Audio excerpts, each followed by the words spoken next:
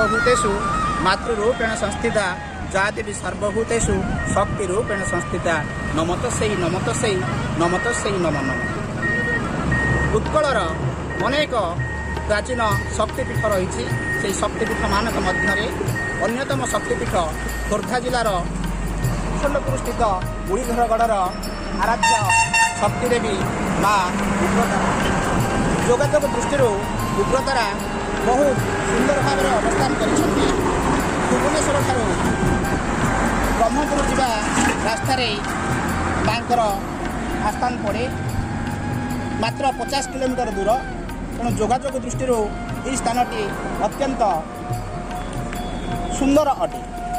तेणु प्रत्येक समय प्रत्येक ऋतु एठारे पर्यटक मानकर भीड़ जमे और अनतिदूर मात्र 3 किलोमीटर दूर आम जातीय राजपथ 16 नंबर ठारू गले पहुँचा माँ उग्रतारा पीठे। सेपटे दक्षिण पूर्व रेलपथ रही कुशलपुर रेलवे स्टेशन सेठर माँकर स्थानर दूरता मात्र 2 किलोमीटर। तेणु आसतु आम बुझा माँकर शक्तिपीठ माँ उग्रतारा माँकर मुख्य प्रवेश पथ।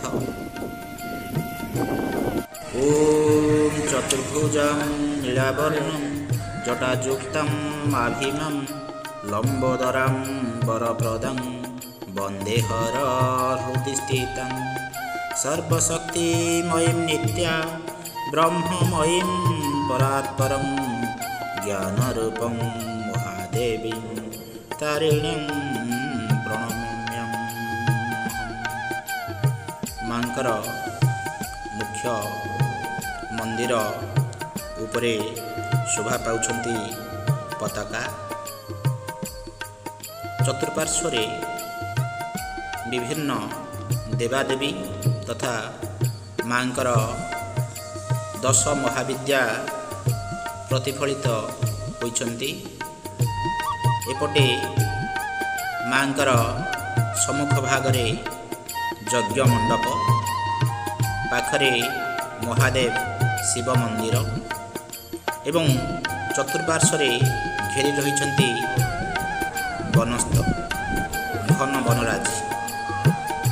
10 महाविद्यार स्वरूप भाव एठारे विद्यमान अछंती माँकर 10 महाविद्या तारा काली छिन्नमस्ता भुवनेश्वरी बगला धूमावती त्रिपुरा सुंदरी मातंगी षोड़शी एवं भैरवी कमला एभली भाव 10 महाविद्या प्रतिफलित होइछंती विभिन्न मूर्ति मानकरे।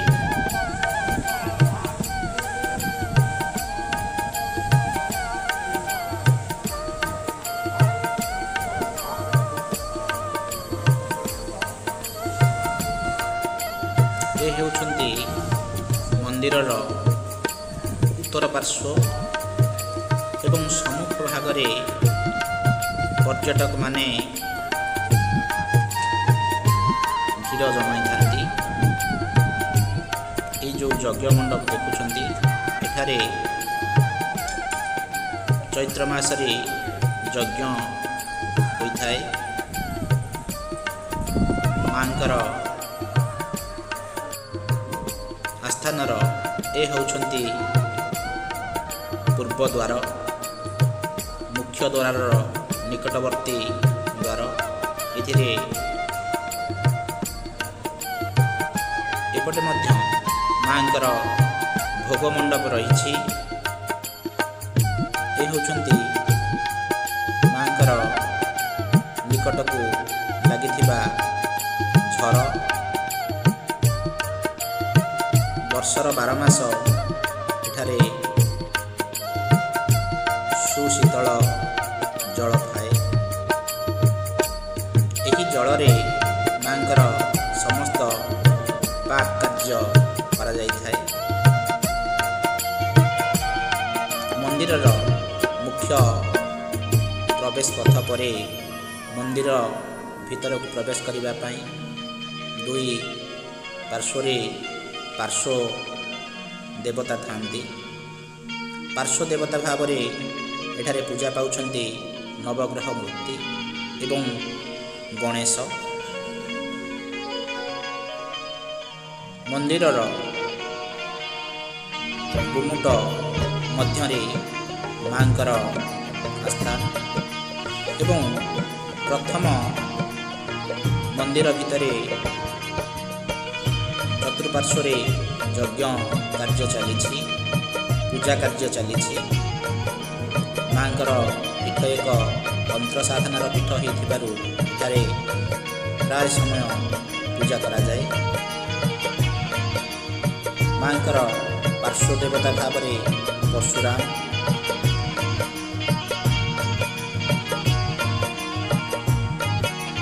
नृसिंह,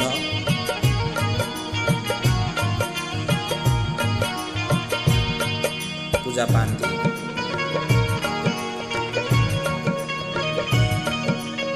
मंदिरटी उच्चता पाखापाखि 30 फुट अटे। यह पीठ शैली निर्मित होती।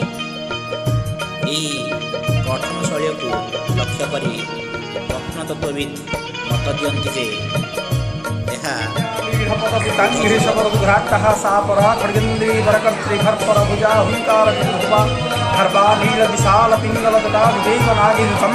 जड्डनाशकपालिके त्रिजगतं हंतुग्रताराशयम्।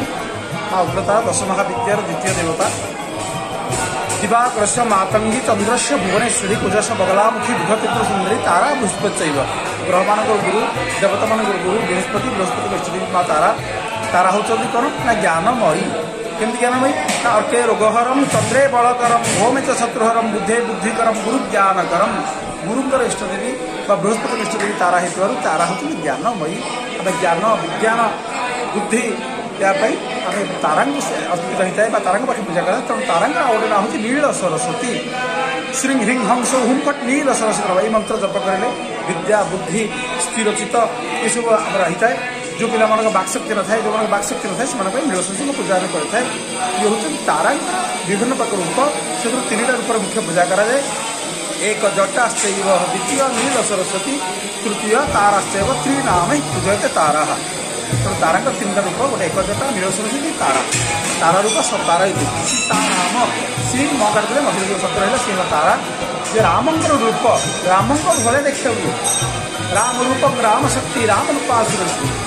रामंकर रूप भले सी देखा तेणु तारा रामचंद्र रावण को मारे जो देवी पूजा करते तारा। ध्यान बोली खड़गेन्दी खड़ग इंदी बर कर्त्री।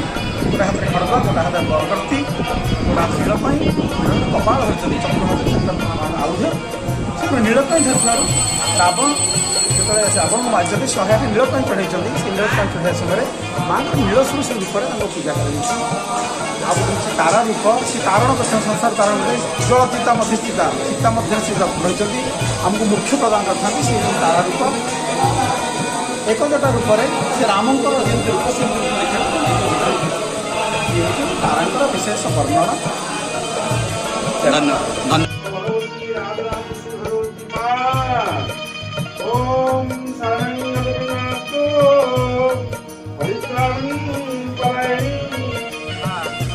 तारा पीठ आम पाखे उपस्थित अच्छा जड़े गवेषक श्रीजुक्त रजबंधु कर महोदय। आम पचारू मंदिर इतिहास संपर्क में किसी मंतव्य रखिंट श्रीजुक्त रजबंधु कर महोदय। माँ उग्रतारा मुरलीधरगढ़ ନିଜସ୍ୱ ମାତା। प्रथमे उग्रतारा एठारे बौल गछ मूले पूजा पाउथिबार उदाहरण अच्छी। माँ को पूजा कलापर यही खोर्धागढ़ जो पाइक विद्रोह सृष्टि होता है मुरलीधरगढ़ जो पाइक योद्धा मैंने जाते यहाँ स्मरण कर युद्ध मुझे डाकरा करते विरुद्ध जहाँ भी हो प्रतिष्ठा यही खोर्धागढ़ राजा रामचंद्र देव द्वारा प्रतिष्ठित होती आमर इतिहास कहे।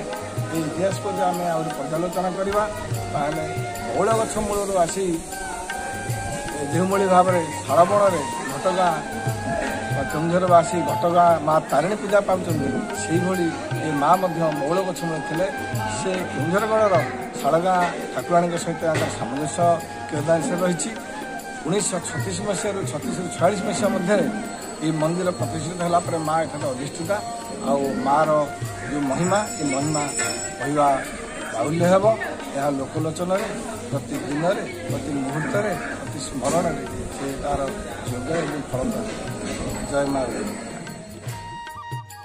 ମା ଉଗ୍ରତାରାଙ୍କର ପୀଠ ଏକ ତନ୍ତ୍ର ପୀଠ। ଏଠାରେ ବର୍ଷର ବିଭିନ୍ନ ସମୟରେ ବିଭିନ୍ନ ଅଞ୍ଚଳରୁ ଜନସମାଗମ ହୋଇଥାଏ ଏବଂ ତନ୍ତ୍ର ପୂଜା ଚାଲିଥାଏ। ମାଙ୍କର ପୂଜା ପାଇଁ